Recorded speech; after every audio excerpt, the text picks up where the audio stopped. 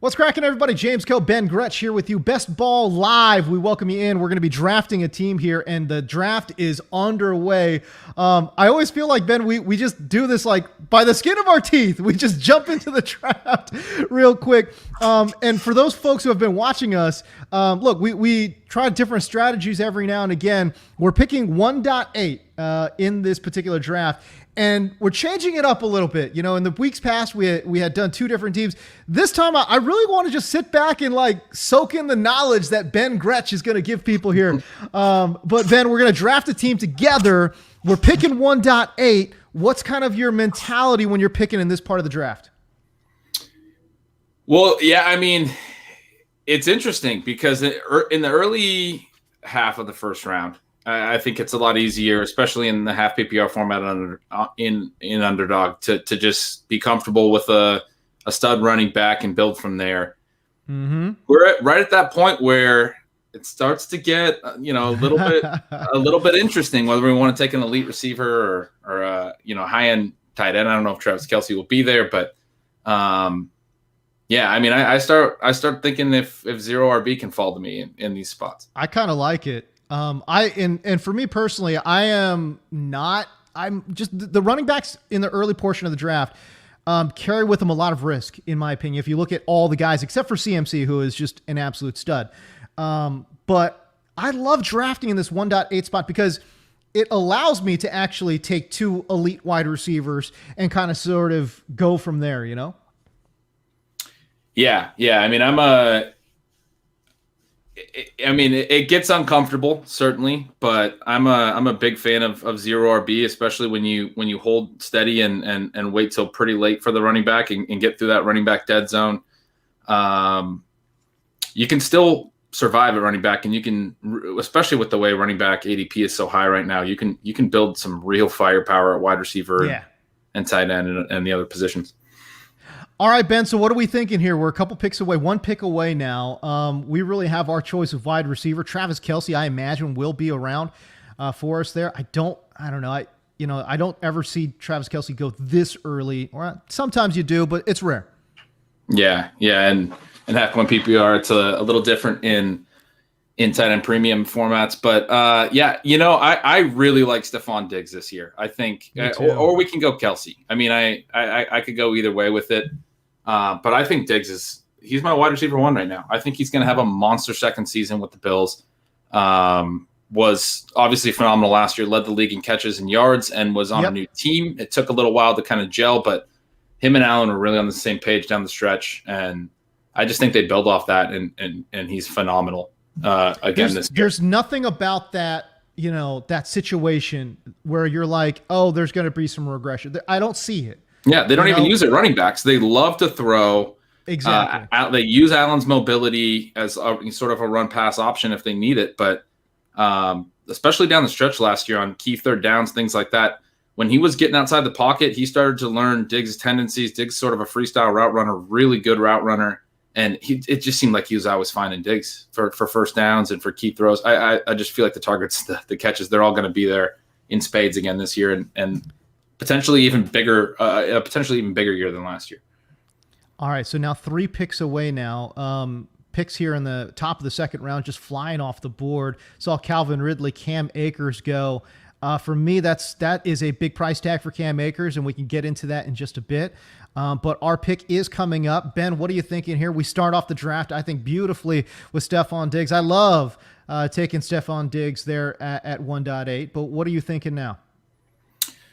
Well, with these backs going, I mean, I'm looking at Antonio Gibson here often. I mean, I think it's fine to take a running back here, but also I like the other tight ends that are available. There goes Gibson. So there goes Gibson right before I have no issue going over to Darren Waller this early. I think all 3 of the elite tight ends should go in the top 15 picks. Basically, they provide such an advantage. We every year we bump up to sort of 4, 5, 6 guys. Tight end 4, tight end 5, tight end 6 type players and are excited about them. But man, like the gap that these truly elite tight ends can provide is massive. All right, so we take Darren Waller there, and this is what I love about co-drafting a team with somebody. Completely new perspective. I'll be honest with you. For me, it's really hard for me to get away in that spot from somebody like Devontae Adams, AJ Brown, maybe Nuke Hopkins as well. But I like what you're thinking here too, because in this format, best ball is just completely different than redraft, right? And you can't, there's no such thing as streaming. You know what I'm saying? So absolutely. You got to get, that's why these guys at these singular positions at tight end, quarterback, you will see them go a little bit earlier because again, the whole option for streaming is just not there. Right. Exactly. And, there's also a structural advantage where with Waller, we probably only need to take 2 tight ends now. Yep. I mean, I love getting that pick. And to your point, the streaming thing's huge. This is just a 12-team league. It's not the big best ball mania.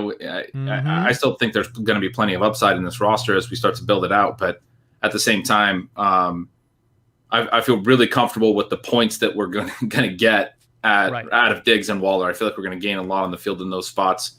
Obviously, making up the ground at running back later in the draft is going to be the key point. But I love the start.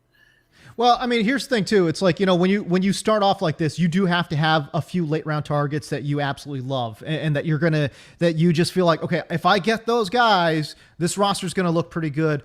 At least from a preseason standpoint, you know what I mean? Like here we are drafting July 1. So it's a little bit different because we do have to do a lot of projecting out. And so much of it is just kind of like, okay, how much tape have we seen on particular players? And I don't know about you. I haven't seen like there are certain players, obviously high profile dudes that I've seen, but it's not like I've gotten into the nitty gritty of like some of these deep targets. But yeah, man, by the way, Waller, it's a consensus now, right? Like Kelsey's clearly the tight end 1, and I feel like Waller has now kind of emerged as clearly the tight end 2, and then George Kittle is in his own tier as the tight end 3. Yeah, there's been kind of a push there. I mean, I think everyone sort of universally, the take that was being put out there was Kittle's a better tight end, Waller's a better one for fantasy, and I think that's probably fair. At the same time, I think Kittle's slipping too far too. And in my opinion, all 3 of these guys should go incredibly high in drafts. They just provide such value. And I have no issue taking Kittle as high as we took Waller. I mean, I think he's a really good value right now, especially you can get some of these guys in the 3rd round. Sometimes it's fantastic. Right. No doubt about it. Okay. So now 2 picks away. And I'm hoping Terry McLaurin will fall to us. I'm not sure that he will. But what are you thinking, Ben? Yeah, no, I love that pick. That's who I was eyeing as well. If he doesn't, I start to look at CeeDee Lamb. I like the young receivers with the breakout upside, amazing prospect profile. And McLaurin he goes. Terry McLaurin sniped one pick before us. Yeah.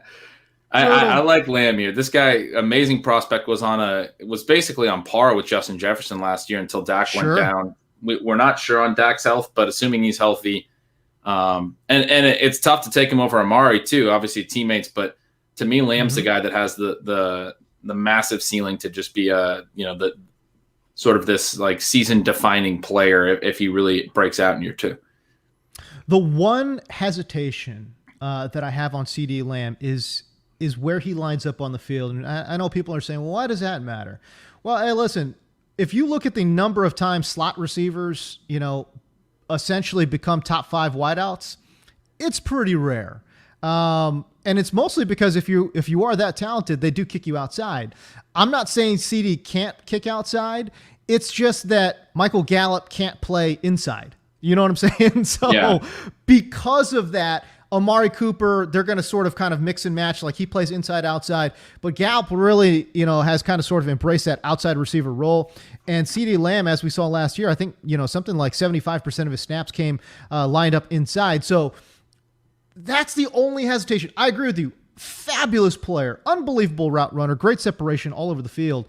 But will he have that role where he can really break out downfield? Because we start talking about air yards and those type of things. Yeah. And those things definitely matter when you start talking about the upper tier guys. Yeah, and I totally agree with that. The one kind of sort of saving grace is Dallas is such a vertical offense. Like Randall Cobb, for instance, a couple years ago when he went there, his A-dot jumped like 4 yards. It dropped back down last year in Houston.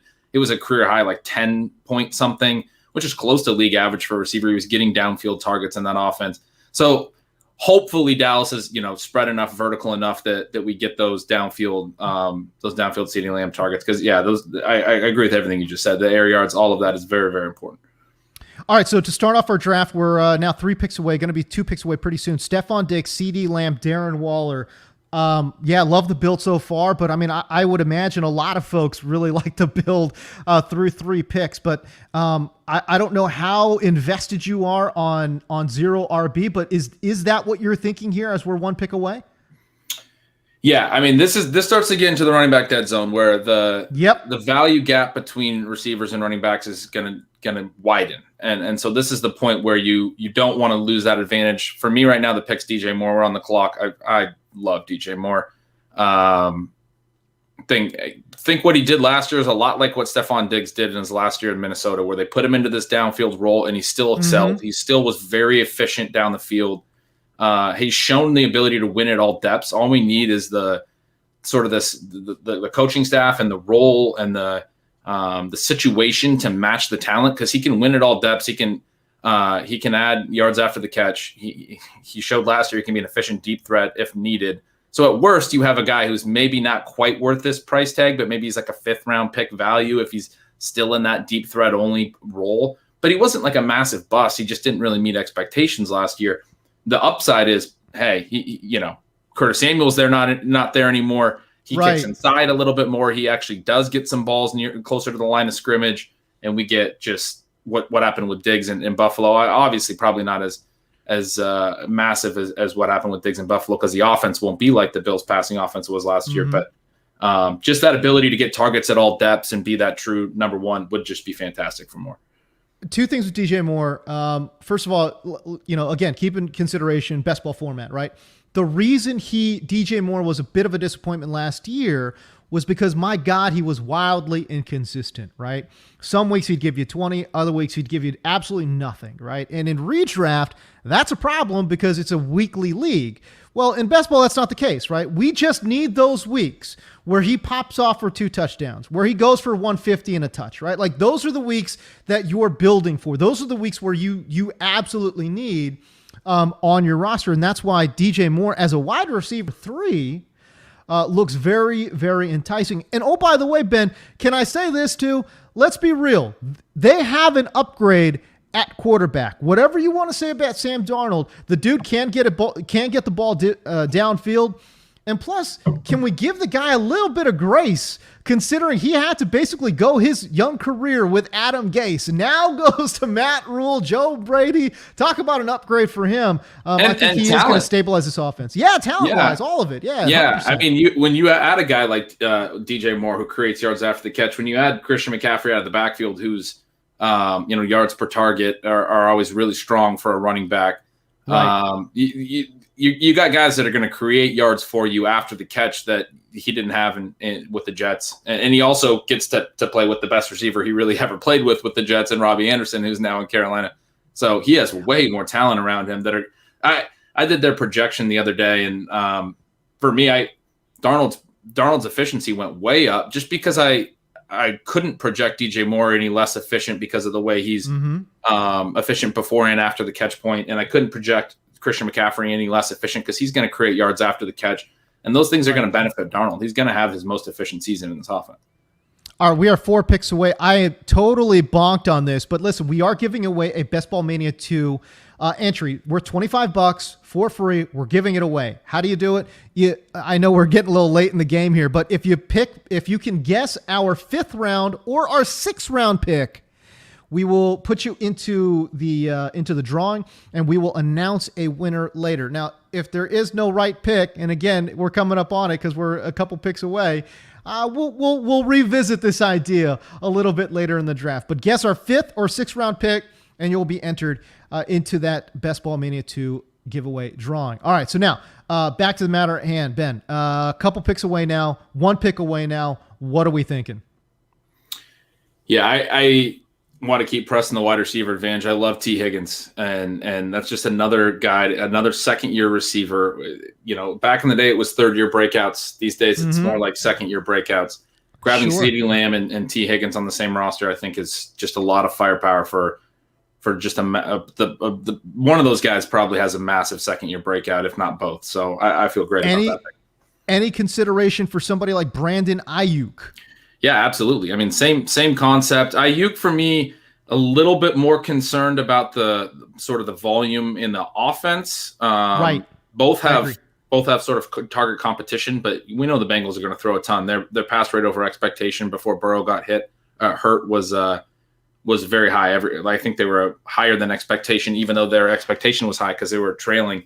But they were still throwing more than you'd expect for a team that was trailing in a lot of their games. I think it was every week their pass rate over expectation was positive, and they wanted to throw. And I think after you draft Jamar Chase, you're just going to see even more of that. Right. Ayuk, to me, I'd like to play San Fran through Deebo Samuel later. I think they should be closer in ADP. I still like Ayuk a ton as a player. Ayuk obviously is one of those guys that Matt Harmon just is expecting a huge breakout from. If you're not familiar with Matt Harmon's work, obviously has really hyper-focused in on wide receivers, has really graded him out very, very well. But I agree with you. Fantasy is not always about talent. Fantasy is when talent meets opportunity.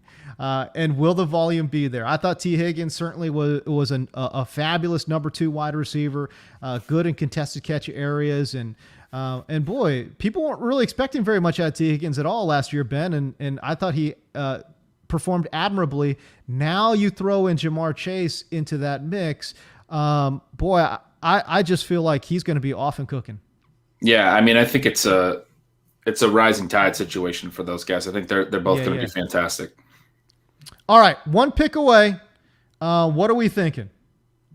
Kyler Murray just went off the board. Josh Allen went off the board. We have another awesome second-year breakout option in Chase Claypool sitting right in front of us. I love getting these guys that were hyper-efficient and very good as rookies. I love taking Claypool here. I mean, this is such a good receiver core. We don't have any running backs. We're thin everywhere else. You can worry about that. But this team is going to score so many points out of these wide receivers. It's just a great start. I love the build so far, and obviously, right now what we have is 5 wide receivers, 1 tight end. Have not addressed running back at all, and I know there's a lot of folks who are maybe watching and saying, "Yikes! Look at the running back. Look at the running backs remaining." We're talking Chase Edmonds, Trey Sermon, James Robinson. Mostert is there. But there are certain guys here now, Ben, that I am attracted to. Like, I love Mostert. I love Damian Harris. Yeah. Especially with the build that we have. James Conner, Zach Moss, these guys are going to play. There's running backs all the way throughout. Gus Edwards. I mean, we can get running back points later in the draft. I'm confident of that. And the point in this build, it is tough, but the point of this build is that you're going to lap the field so much at wide receiver and hopefully at tight end as well with Darren Waller that you don't need massive running back weeks. You don't like everyone thinks you have to win through running backs in fantasy if you haven't tried zero RB. That sort of the detractors. Believe me, you don't need them. I've won plenty of games and plenty of leagues with teams that get very little running back production because the receivers and the tight ends can be that strong. So. I'm stoked about this. A couple of picks here that raised some eyebrows for me. Deebo Samuel and Trey Sermon going this early. It's not that the value is that bad, honestly. But boy, I am surprised to see Deebo go this soon. I'm definitely surprised to see Trey Sermon go this soon, especially with reports coming out of San Francisco that Raheem Mostert is potentially the starter in that backfield. Yeah, I mean, I think definitely we see three Niners there because Mostert goes as well. Definitely higher than ADP there for a couple of those picks. I like Deebo enough that I think he probably should be around this range. Makes more sense, I think, in PPR just because he gets those jet motion tip passes, those free receptions that are just cake on a stat profile. But he's been fantastically efficient. It's just sort of a health thing with him. As far as the running backs, healthy, man. Right. The running backs is tough. We know they're going to kind of rotate. It's why it's kind of the dead zone. I think it's hard to really expect too much from anyone in this range. Probably Mostert and Sermon are going to have big weeks and be useful pieces in best ball, but the receivers you can get in this range, I much prefer. If we make a direct comparison, I much prefer Debo to either of those running backs. All right, so a couple of high-profile quarterbacks off the board here: Dak Prescott, Justin Herbert, and again, because there's no streaming, quarterbacks and tight ends, they do have increased value because it is so difficult to, again, kind of sort of, there is no waiver wire that you're playing. You just need those points, and at the end of the day, you got to get points from the quarterback position. All right, one pick away. Ben, what are we thinking? Well, I'm surprised. I can't believe Jerry Jeudy's still on the board, honestly. Yeah, I mean, I think he'd be a strong. There goes. I was going to say Russ. Yeah. I was surprised. The pick for me here is Laviska Shenault. I am another sort of my guy, brand guy. Okay. I think he should go ahead of DJ Chark in drafts. I really do. I mean, we've heard nothing but positive camp reports. He's going to operate as a receiver this year. And, man, we're stacking up week 7 buys though. I haven't been looking at that. But you know what? That is such a great point, by the way, because in typical redraft leagues, to me, bye weeks don't matter. I don't even care. My entire team can be on bye weeks. I literally don't care. But in best ball, boy, that's tough. You do have to work around it. Yeah. So certainly that is something that we're gonna have to keep our eye on here, because we've got four of our 6 receivers. Oh my goodness, 4 of our 6 receivers have week 7 buys. That's tough. Yeah, that'll be a tough week. I think every other week though, we're gonna be at full strength. I'm gonna feel pretty good about this roster. Why don't we click over to like some of the other position tabs and just see how we're looking? We got 6 receivers now. We're round number 8. Quarterback, running back are certainly positions that we could be looking at here. What's there at tight end as well? Because we do have one good one. Yeah, it's a little barren. Out. Yeah. Not in love with Goddard. Higbee is somebody that a lot of folks are a little bit high on, especially with Gerald Everett out of there as he goes right there. Logan Thomas is going to be somebody else that a lot of folks kind of sort of like to. But yeah, all right. Well, let's go. We're one pick away.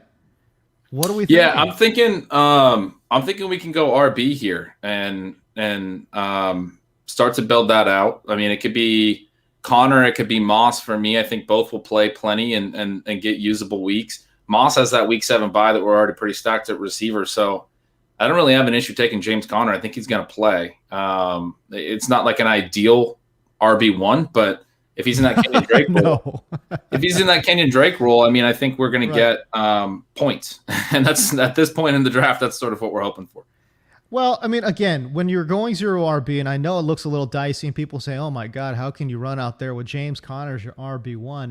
It's not so much your RB1. It's more of, can these collection of guys cobble together a season for you? You know what I mean? So none of them really are leads, and we kind of sort of understand that in a 0 RB build. But if you attack the position with volume, then that's kind of sort of what you're hoping for. Yep, absolutely. I mean, the RB1 is one of our receivers. I mean, that's where we're getting that type of RB1 points. Like, sure. We got to fill our receiver spots and our flex spots every week. With that receiver depth, and they need to score a lot of points, and I think they will. And then we just got to get some 10, 15-point weeks out of our running backs, and we'll be golden. By the way, I know we're getting up on it here. 9 picks away. Okay, so we did get a winner. Congratulations to Gem City Gridiron, who guessed I think it's our 5th round pick. He nailed T. Higgins. Boom, got it. So there you go. Congratulations, you just won yourself a $25 free $25 entry into Best Ball Mania 2, the $1 million contest from Underdog. All right, 7 picks away. Ben, where are you leaning? Yeah, I think sort of we cracked the seal on running back. I'm okay waiting at QB. I really like some of the later options there. Okay. I think at some point we need to make a detour and grab a second tight end, so we feel like we have 2 pretty solid ones. Okay. So that we don't have to take a third, and we're probably going to take 3 QBs late with this build because we don't have an elite option. But in these next few picks, I'm definitely starting to look into this running back area and start building out some of these guys that we know are going to have roles and kind of a mix of floor guys like the James Conner types, and then some big swings like the Tony Pollard types we see here. Yeah. Could just be monster if something happened to Zeke. So there's AJ Dillon, another great example. If something happens to Aaron, he might already have some standalone value with Jamal Williams. I think he does. Yeah, right. But those are the upside plays, and then guys like Gus Edwards or James Conner. Then we can we know those guys are going to get carries in half point PPR. They're going to get us points. So right. We got to kind of build a balanced running back group now that we don't have a stud, but I think we can build something that has both some floor and some upside, and will be a good enough running back group considering the rest of our roster.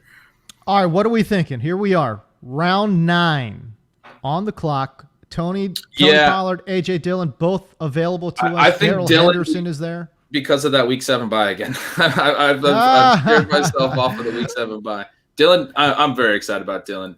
Me too. You said you like him to have a pretty decent role in the offense as well, yeah? Yeah. Oh, yeah. No doubt about it. I mean, listen, we're talking about a guy who's, 250 pounds. He ran a 4.5 40. He's an unbelievable athlete. You see the picture of the quads or whatever. Yeah. Get excited, baby. Yeah. This dude can run, man. And Jamal Williams now out of town, shipped off to Detroit. And yeah, I think there's a lot of standalone value there with AJ Dillon. And heaven forbid something happen to Aaron Jones. Dillon all of a sudden walks into a monster workload. And I just think, again, look at this position, when you're getting standalone value with upside, in round number 9, I like it. And I like it a lot.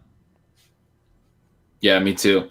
I'll tell you who's not going to like it is Twitter. Twitter never likes 0 RB builds, but man, I love this team. It just makes me like it even more. I love it, man. I absolutely love it. Okay, so Ryan Tannehill goes off the board there. Logan Thomas. I just think Ryan Tannehill, what's the deal? Like, he's not getting the love, and I just don't understand. This is a guy that had 40 combined touchdowns last year.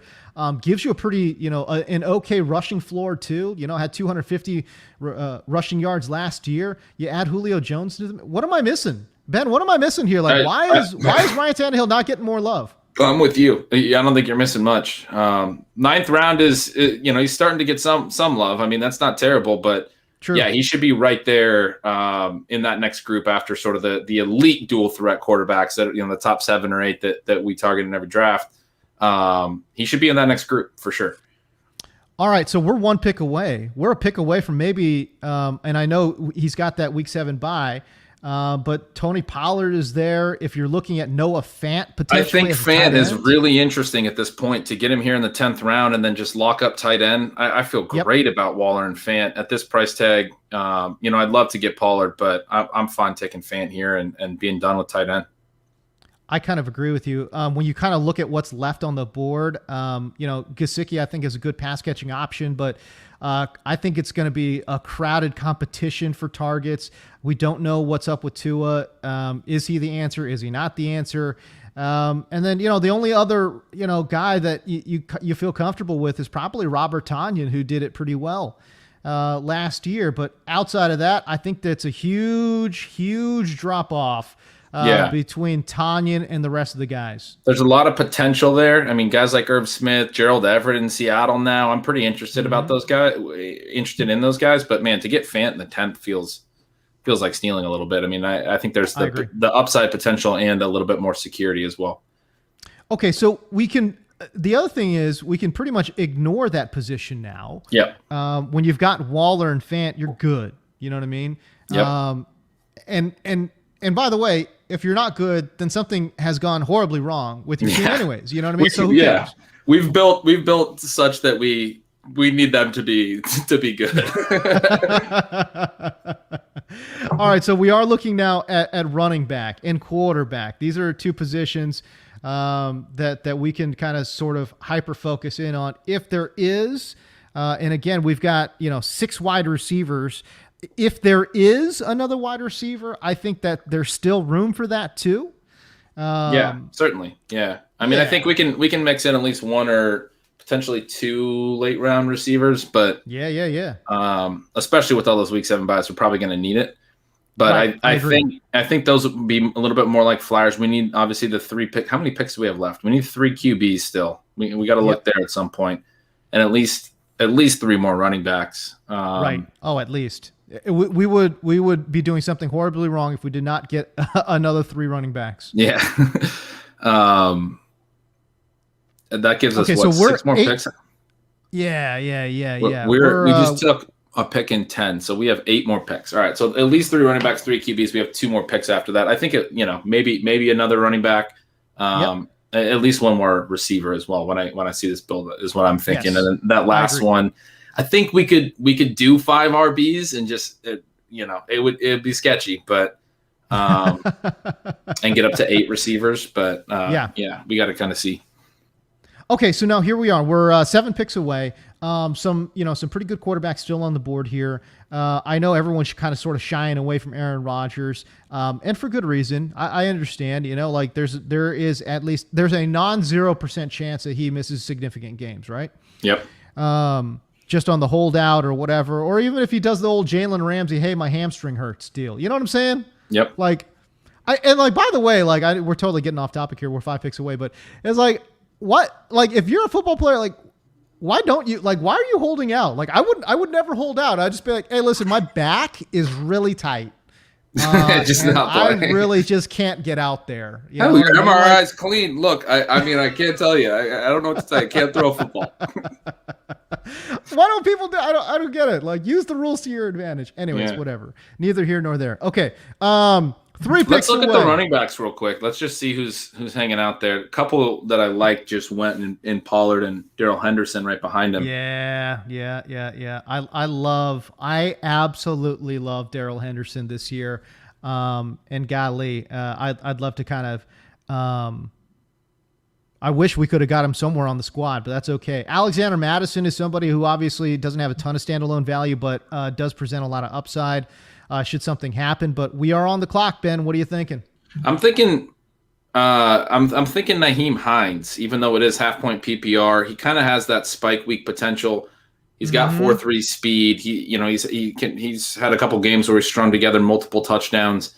And hopefully he's getting you enough receptions at times, especially because the Colts are so game script dependent in their usage. I think when they trail in games, they're going to be good, I think. But when they trail in games, they'll use him, and he can string together 5 or 6 catches and have pretty solid weeks. So I think we'll get some usable weeks there. I think at this point in his career, especially with that coaching staff in place, he has earned reps. When he touches the ball, as you mentioned, he's got that speed. He can at times look electric. So I think he has earned reps. I think he will be utilized in the offense. How often is obviously going to be a question mark.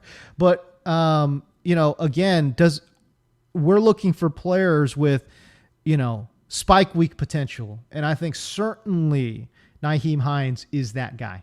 Yep. Agreed.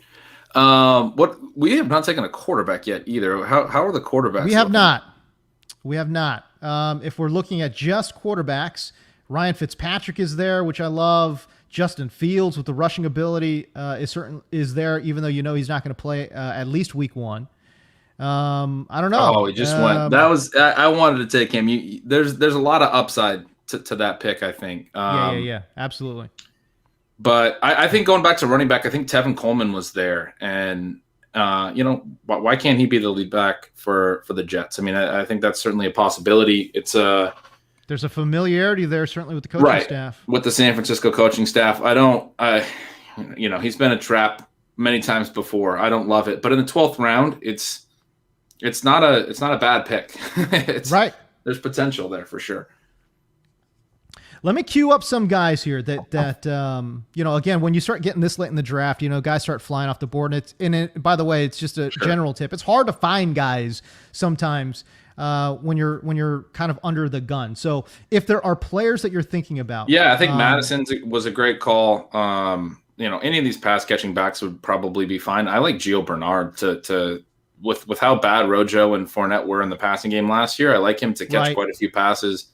But like the James Whites and J.D. McKissick, and there was another one up there that are all Yeah, Cohen as well. I mean, I think they're all going to catch balls and be fine guys to have on a zero RB type build.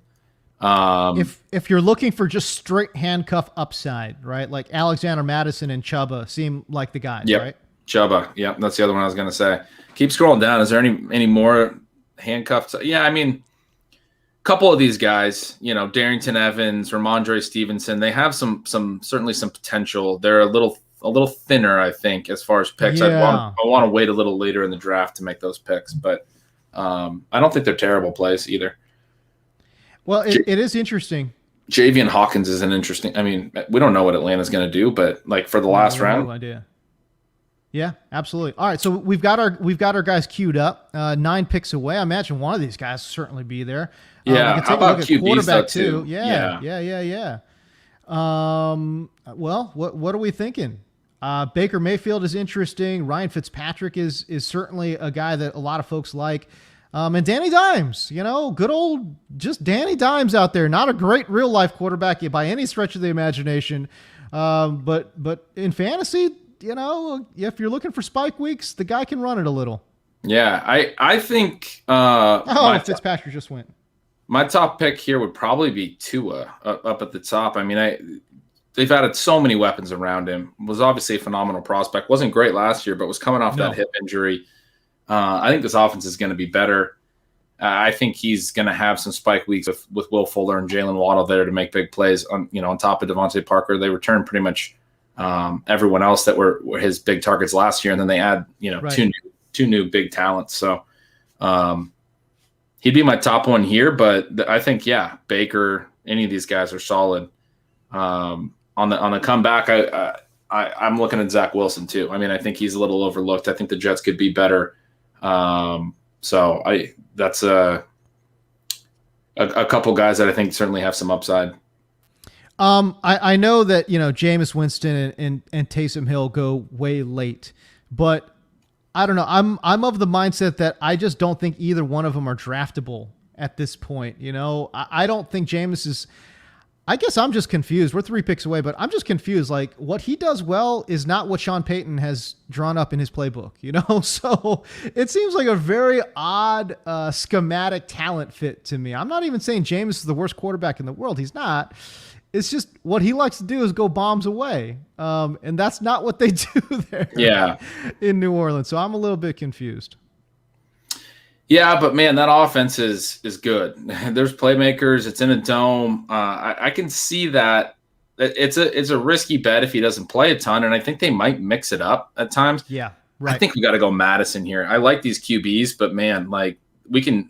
I'd really like to get to him as our 5th running back with how thin our running backs are. Another upside swing. Now we have Dylan, Madison. As 2 big upside swings, we have Connor Hines and hopefully Coleman is a guy who has a role at least, and sure. Feel really comfortable actually with that running back crew that we built. I mean, it's not great, but I do feel like we're going to have 2 usable weeks every week, and then the receivers can kind of carry the water as far as the upside on the roster. Yeah, and the good thing too about this running back build too is that, again, just take a look at the bye weeks, right? Like no one's got the same ones, 12, 13, 14, 6, and 7. So you're at least maximizing the potential. You're minimizing the risk when you have a build like that. Obviously, we did not do that with our wide receivers. But that's okay. Talent wins out sometimes, especially in the early part of the draft. Definitely, okay. Yeah. So Tua goes. We're gonna have to cobble together quarterback. It's definitely a late round quarterback type of a draft, but right. There's still names out there. We're gonna need to grab a few though, pretty quick. Okay, so the 3 guys at the top, quite honestly, the 4 guys at the top are probably the guys that I'm the most interested in: Baker Mayfield, Daniel Jones, Zach Wilson, Sam Darnold. And again, like we talked about Sam Darnold before, but you're getting him at a discount because of the whole Adam Gase thing. Did he show well on tape? No, but you know what? Neither did Ryan Tannehill when he was coming out of Miami. So that's okay. I think he's going to get a better coaching staff, better weapons, as you mentioned, Ben. So there is, for me anyway, some potential there for Sam Darnold to really overperform. I'm with you. But I prefer Wilson here because I think Wilson has that potential to be sort of like the Justin Herbert from last year, the guy that is being a little overlooked in this QB class, but the NFL told us they loved him. I mean, the Jets certainly did. They took him second overall. They're going to start him week 1. We know he's going to play. He's got a huge arm. He's going to run. I mean, for all we know, he's going to come out and put up stats right away in week 1. Sling it. And be this sort of overlooked guy. So that's the one that I want to take for the upside sort of. And then guys like Darnold, I feel comfortable he's going to put up some numbers and be more of the safety part if we can get him in the next round. The part of this late round. Yeah, exactly. Yeah. I mean, we're at the point where, by the way, if you're watching us, right, it's like we're at the point of the draft now where like, who cares about ADP? Okay, like it doesn't matter. You're getting down to the nitty gritty. There's going to be drafts where Zach Wilson isn't drafted, right? There's going to be drafts where Sam Darnold isn't drafted. That's fine, and it doesn't matter. The only thing that matters is how this particular draft is going for you. We're going to be making our 15th selection. Coming up here in 13 picks, and it's pretty clear, I think, right? Like the directions that we kind of sort of want to go. We've got 1 quarterback, 5 running backs, 6 wide receivers, and 2 tight ends. I think we're set at tight end. Yeah, we're set at tight end. We probably need 2 more QBs with this build. We need another receiver at least. I'm kind of comfortable with these 5 running backs and just sticking with it, but I wouldn't mind adding a running back either. It sort of depends. Where we're comfortable, but with the QB sort of thinning out and Baker goes too, he would have been probably my top option next. But with the QB sort of thinning out, I kind of want to grab another one here and then sort of make those 17th and 18th round picks as flyers. So what are we thinking? Daniel Jones, Sam Darnold, where are we leaning? It's funny. I'm actually kind of leaning towards Winston. I think there is considerable upside there when he plays because it's a dome offense. They're gonna play fast. They're gonna throw. He's got playmakers around him. Okay. I agree with you a little bit that the fit could be interesting. But look, did you hear he got LASIK? Done and done. I'm sold. Maybe that'll be the thing. Who knows? Oh, that's great. Well, I can guarantee you he will be available for us. Yeah, I think he will be available. He's always put up numbers. I think. Again, kind of another home run swing along with Wilson, but I think this is an intriguing way to play quarterback this year with the QB ADPs being really high. I think we built an absolute monster at receiver and tight end. Our running backs are still pretty solid because we continue to push quarterback down the road. And now, can Zach Wilson or Jameis Winston have big weeks? I think they certainly can. And so if you have those 2 guys and then maybe a Darnold as the third part of that, I still feel like we're getting that old school, late round quarterback benefit where we should be able to, especially in a best ball, we should be able to string together some pretty solid quarterback points. All right, so Jameis Winston here near the end of round 15, back end Same buy of round 15. I keep forgetting to check that, but that's all right. Weeks. You know what, man? I need to do a better job of checking that. Good Lord, I'm not even the one drafting. It's fine because we're gonna take. Here? Yeah, we're gonna. What am I doing? No, we're gonna take another QB. So that guy will have to have a big game week 6. Yeah, no doubt. All right, so what are we thinking here? We're about 7 picks away. Why don't you click over to running back and receiver each and just sort of let's get a look at who's hanging out. So there's some receivers there I like. I mean, Jacoby Myers I think is really interesting late in drafts. Did a pretty good job of dominating targets when he was on the field last year. Sure. And then we still have Hubbard and Hawkins in our queue as well as potential running back picks. So if we could get a pair of those guys, there goes Jacoby Myers. Right as you start talking about. Yeah, I know, exactly. I think MVS in this format is an interesting guy too, especially when we're talking about round 16. Darius Slayton is somebody else. I think I would go with Hubbard with you. I mean, if something were to, there he goes. Oh, come on, guys, what's going on here? Well, look at the top of the list here, Brashad Perriman or Jamison Crowder. I have no issues with those guys, but I think Perriman in Detroit, like he's been decent throughout his career. Somebody's got to catch these deep balls, right? Right. At least lately, he's been better. I guess I shouldn't say decent throughout his career because he was pretty bad early in his career, but yeah, he's been pretty good over the last couple of years. I think we'll get some usable weeks out of him. Okay. Sort of a good seventh receiver. It leaves us open to take another running back if we want to. Okay, so I will close down wide receiver because I think we're set there. Yeah, I feel pretty good about that. And the funny thing is, I after we made the pick, I checked his bye week, which is not the way to go, by the way. Yeah. I did glance at it that time. Okay, good. All right, good. All right, cool. So when we're looking at quarterback, we got to avoid week 6. The week 6 bye, we got to avoid it. Yeah. All right, but what are we thinking here? We're a good 10 picks away now, but running back, quarterback, certainly, with our last, handful of picks here, are areas that we need to address. Yeah, and man, the Rashad Penny health situation is so unknown, but you kind of have to like his potential if he does get healthy. That's a guy I would definitely take here. I mentioned Evans and Stevenson earlier. There goes Evans as potential sort of upside plays, young running backs that, if opportunity opens up. And then, yeah, I think to your point at QB, I'm fully comfortable taking Darnold. He's still there, right? Did he go? I don't think so. No, he went. We lost him. All right. I don't know where he went. I wasn't keeping totally I missed an it. eye on that. No, we played quarterback chicken. Yeah, Jared Goff is the only other the QBs went in this draft. That's this is what happens, when you play this game, sometimes you get burned. Yeah, we're 5 picks away, but there's not a ton to love in terms of what is left on the board. Unfortunately, Jared Goff is our only surefire. Yeah, for sure, this guy is the starter. Taysom Hill, rotational guy. Cam Newton, Mac Jones, we don't know yet. Teddy Bridgewater in that quarterback situation in Denver, we don't know yet. Jordan Love, no. Jimmy Garoppolo, he's going to be fighting Trey Lance for reps. So there's not a whole lot here. If we're looking at a third quarter, Tyrod Taylor. We don't know what's going to happen in Houston, but Tyrod Taylor might be starting. I'm willing to pull that trigger. In if the that's 18th what we're round. thinking. With the 2 week 6 buys, we certainly need to grab another quarterback that we think is going to be starting in week 6. So right,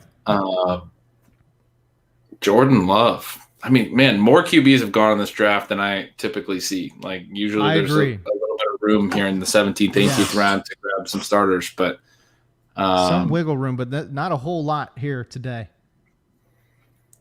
All right, so we're basically on the clock, man. What are you thinking? I'm thinking Goff. I think that's sort of the clear pick. We know he's going to play. All right, good. He didn't. I didn't want to say it out loud and get sniped, but I think we got to take him. He's going to start. We took Perriman. Now we've got a Detroit Lions passing game stack. We got the Detroit Lions stack. Perfect.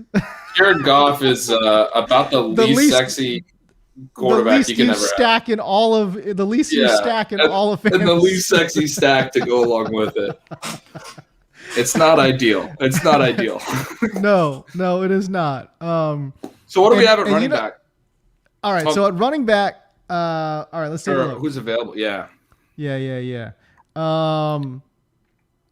Golly, again, running a little thin,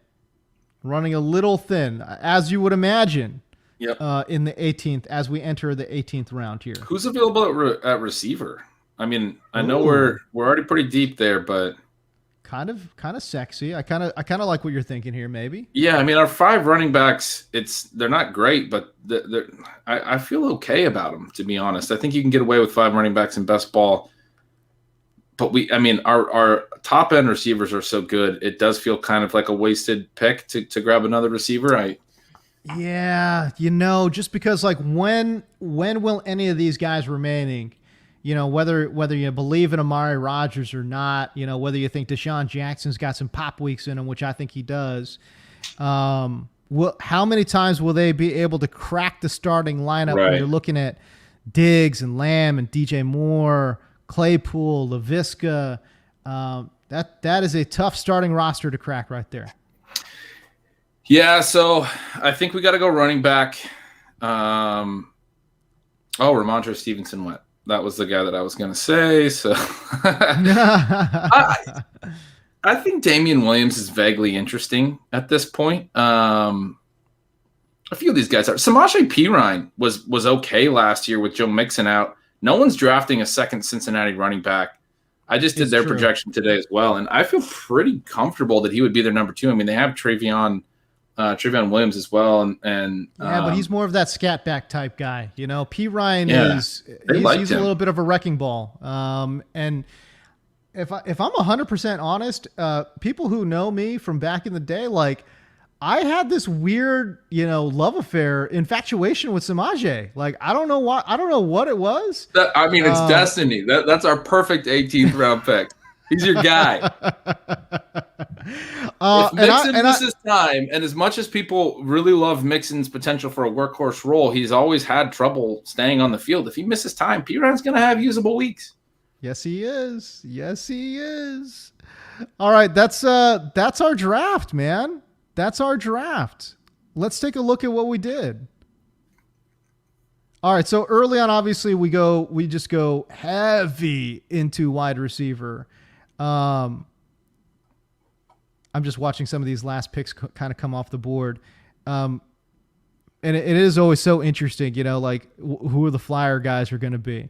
Anyways, but yeah, we went Stephon Diggs, Darren Waller off the top, CeeDee Lamb, DJ Moore, T. Higgins, Chase Claypool, LaVisca Chenault, just heavy into the wide receiver pool there. And then we address the rest, right? James Conner, A.J. Dillon, Noah Fant, Nyheim Hines, Tevin Coleman, Madison, who again presents a lot of upside should anything befall Dalvin Cook, who, oh, by the way, I know he was largely healthy last year, but prior to last year, it's like, come on now. I mean, even going back to high school, we're talking about a guy that has a very extensive injury history. So got a ton of work last year, ton of volume. I wouldn't be surprised if he misses a little bit of time here in 2021. But yeah, Zach Wilson, Jameis Winston. Look, clearly, and Ben, I think you would agree, we didn't do good at quarterback. We did not do good at quarterback. If I knew that this was going to be such a quarterback-heavy draft, this wouldn't have been the draft to wait so late. No. But yeah, right. It's interesting as you look at this board, there are a few people that had sort of a similar strategy. It's been a pretty running back-heavy year. But up near the top, there were a few other people who didn't. I mean, the pick right after us has Antonio Gibson in the second round, but 4 non-running backs in the first 5 rounds.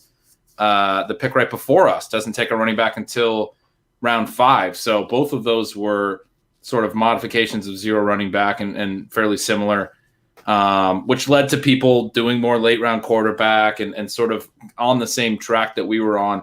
It didn't make it the most efficient way to employ what we wanted to employ because there are some other people doing sort of the same thing. But right, I still think it came out okay. We still have upside in Zach Wilson and Jameis Winston. I can tell myself a story that either of those guys could be pretty solid quarterbacks this year. And then also we have Jared Goff, who's just like so immobile. He's there. And also he's there.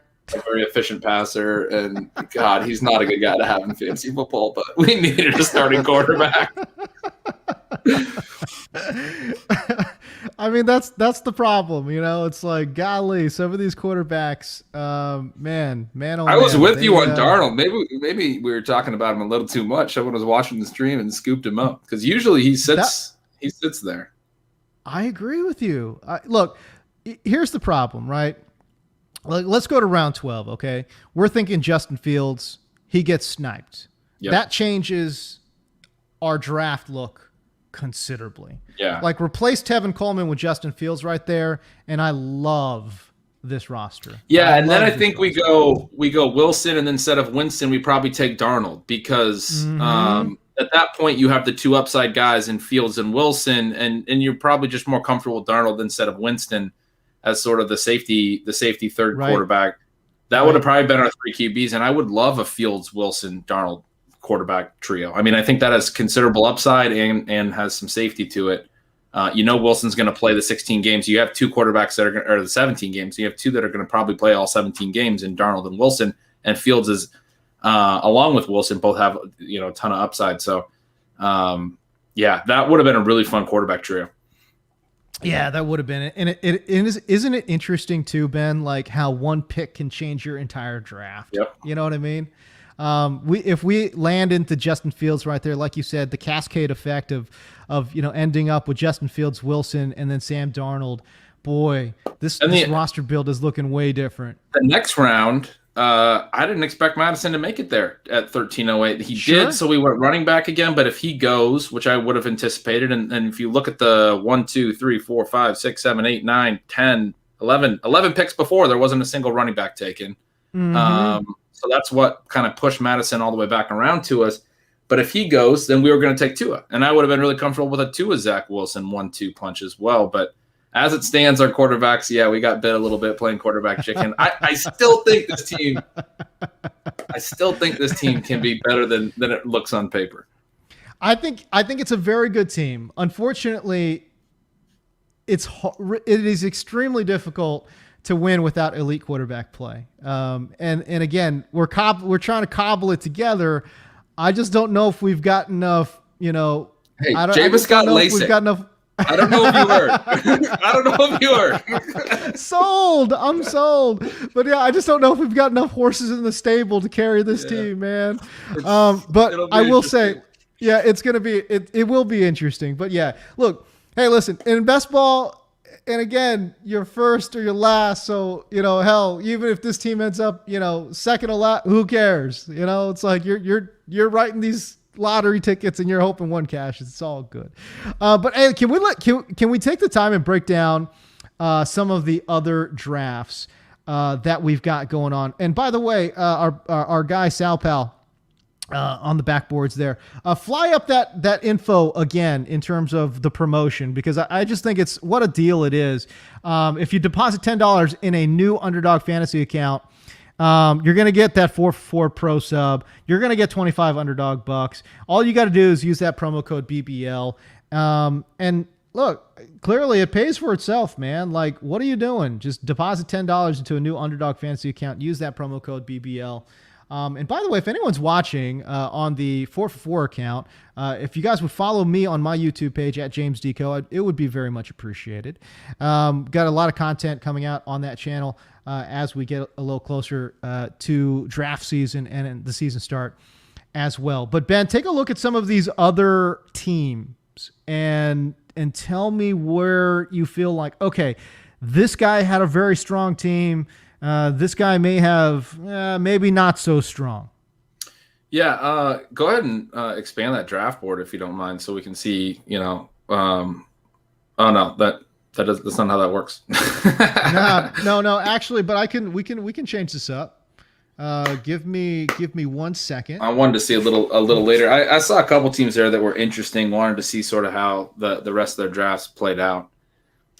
Hey, Sal, give us that 2 shot for a second as I kind of set this up. All right, hold on. Here we go. So I am going to share this screen here with you guys. I think we got it going on. No, that's not it. Hold on. I've created a massive confusion here. No, that's okay. I mean, and again, if it doesn't happen, it doesn't happen. That's okay. Is that it? Hey, we got it, baby. Let's go. All right. There it is. All right. So you take a look at the bigger, expanded draft here. Right. Team 2 here, I really like. I like the Cook-Kittle start. I talked about liking Kittle. I really like CEH in the 3rd round. Before you get into sort of that running back dead zone, he's a guy that, look, we're taking him in the 1st round last year. I don't think his situation's changed a ton. So you get the 2 early running backs that I like both. And then he's just, does a good job of really starting to build out receiver. Don't necessarily love Antonio Brown in the 8th round. I don't hate it, but that seems early. Yeah, seems Juju Smith-Schuster goes in the 9th. I would probably take Juju there. But yeah, Dak and Gallup as a little stack there. I thought that was a pretty good start. And then anyone that doesn't spend a lot of capital at running back early, I tend to like. So the two that drafted around us, what was the start right after us? It was Kelsey, Gibson. Yeah. And then a few receivers. I liked that. I still think this is kind of thin at receiver because he goes quarterback and then two more running backs. Mooney and Moore I like, but I was going to say he's got Twitter darlings in Darnell Mooney and Elijah Moore, who fantasy for real life football Twitter loves Elijah Moore too. So, I think that name certainly pops out there. Honestly, if I'm looking, Ben, and again, it's hard, when you're at the turn, but Team 12 to me, you want to get your guys, and I understand, but golly, every single pick seemed like a little bit of a reach. Yeah. I'm not super high on Chubb. I wouldn't take him at the 1-2 turn. I mean, in half-point PPR, it's a little different, but that profile's tough. And you mentioned, I have some concerns about Akers too. You mentioned having some. I don't mind Evans and Woods, but yeah, I would prefer like DJ Moore, who we took in the 4th round there. Yeah, it's not my favorite team. I agree. And again, I get it. It's hard when you're sitting there at 12. You got to take your guys, and if you feel like these guys aren't going to come around to you, I get it, but there just are just some of these picks, I just feel like, again, like you're really thinking DJ Chark there at in the end of the 5th round, early 6th. I don't think he's going to outperform that ADP, right? So it's just, to me, there's just some picks in here that it's just awfully tough for them to kind of outperform where they were drafted. Sure. Another one I wanted to highlight is the definitely the hyper fragile build here. We got the true kind of hyper fragile in the 6th spot. They went Zeke, Najee, J.K. Dobbins, and then didn't take another running back. Went Julio, Galladay, or didn't take another one at least for a while. I don't know if they took one late, but Julio, Galladay, Lamar, Devonta Smith, Tyler Boyd, Marquise Brown, Pittman definitely built out that receiver core. The Aaron Rodgers pick will be interesting. There's a pair of tight ends that come up here, Tanyan and Everett. Yeah, that's not bad. Yeah, Tariq Cohen was the only other running back on that roster, so really is going to rely on those top 3 hyper fragile type build. 4 quarterbacks as well is really interesting. Getting Daniel Jones and Jordan Love. That's not good. Yeah, I don't know that. If you're looking at why we didn't end up with a better quarterback room, it's because this team took them all. Yeah, what are you doing? Look, here's my thing. If you are investing early capital into Lamar Jackson and then follow that up with Aaron Rodgers a handful of picks later, there is no point, I think, in you taking a Daniel Jones or you taking a Jordan Love, especially not with the way that your running back roster is looking there. Zeke, Najee Harris. And by the way, I absolutely adore Najee Harris. And I think that actually is an appropriate price for him, although it's earlier than you're seeing in a lot of drafts. That middle of the 2nd round, a lot of times he's falling to the end of the 2nd, mid-3rd. But I do love Najee Harris this year. But as you mentioned, though, he is still an unknown commodity, but running behind a pretty bad offensive line.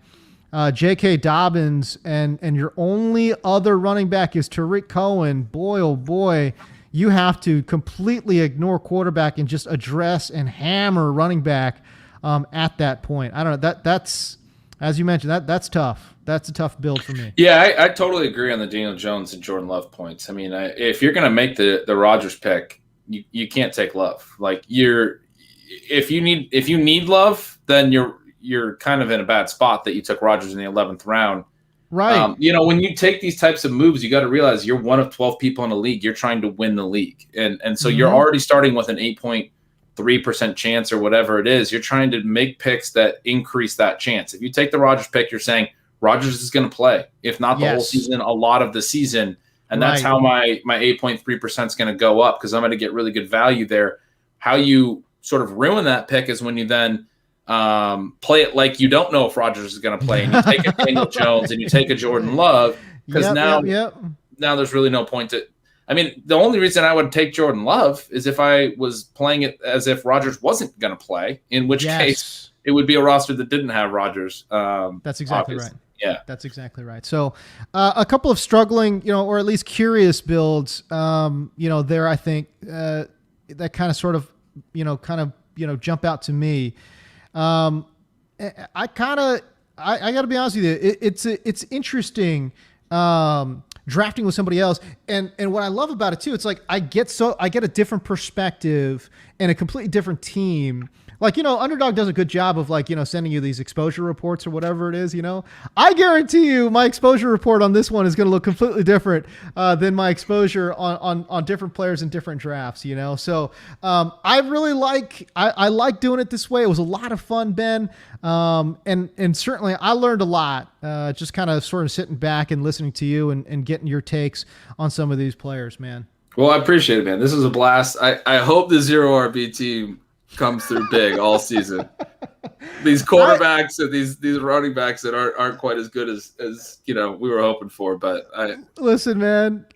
I'm all about Zero RB, but unfortunately, Ben, I can confidently say this team is going to struggle to win this league, and it just comes down to quarterback. We got bit. We really did. It's like we're playing quarterback chicken, man, and sometimes you get burned, and I think that's kind of what happened to us in this draft, but that's okay. Yeah, that's fair enough. But I do think the receivers we built are going to have firepower. I think the Waller Fant tight ends are going to gain us points on the field at tight end. Huge. And I think the running backs are better than people realize when they think about Zero RB and they start to panic in the 4th round and the 5th round and think they got to get a running back. We did a pretty good job, I think, of building a pretty strong running back core that has some safety and also some upside, and shouldn't get us absolutely lapped, at least. Hopefully keeps us within shouting distance of the better running back teams at that position. Obviously, we're not going to be as good as the Christian McCaffrey teams or the Dalvin Cook teams at that position. Right. We can gain it back at receiver, I think. Yeah, look. At every other position other than quarterback, I think we smashed it. That's great. I love the roster overall. But anytime you go Zero RB in a best ball league, you got to get quarterback production. Got to get it. It's got to happen. And as you mentioned, you will not find a more devout Jared Goff defender than myself. But even as that guy, I know that in best ball, he's not a good pick. Yeah. It doesn't really have the ceiling with no mobility. I just was noticing as well a little higher up. We were talking about taking Russell Wilson and he went one pick ahead of us in the 7th. There were several times we were about to crack the quarterback seal. Yeah. And we just sort of didn't get the opportunity to do so. So that you win some, you lose some, but exactly. Jameis got LASIK. That's the title of this stream. I love it, man. I absolutely love it. Hey, Ben, it was a lot of fun, man. I appreciate the time. And listen, follow him on Twitter. He's an awesome follow. If you're not following him, I always learn a lot by following Ben and seeing what he's got to say. So please follow him there. And again, if you're watching it on the 4for4 stream, I would love and appreciate if you would subscribe to my YouTube channel as well. All right, for Ben Gretch, I am James Koh. We will see you next week. See you guys.